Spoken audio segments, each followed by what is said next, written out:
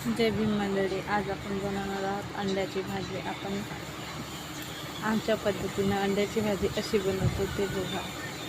अंड्याला आधी उकळून घ्यायचं, त्याला तळून घ्यायचं। तळून झाल्याच्यानंतर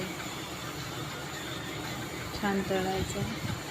तळून झालं की टमाटर, लसूण, अद्रकचा पेस्ट, मसाला वगैरे जे आपल्याला वापरायचं होतं ते वापरायचं। तिखट, मीठ, हळद वगैरे सर्व काही टाकायचं। आता तो सध्या व्हिडिओ माझ्या याच्यामध्ये आलेला नाही, स्किप झालेला आहे, तरी तुम्ही समजू शकता। त्यानंतर थोडंसं पाणी टाकायचं।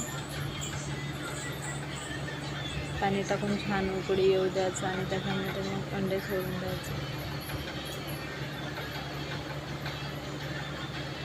अंडे सोडून आपल्याला जितकी कन्सिस्टन्सी लागते, म्हणजे आपल्याला जितके जण आपण घरी असतो त्यांच्यानुसार पाणी टाकायचं।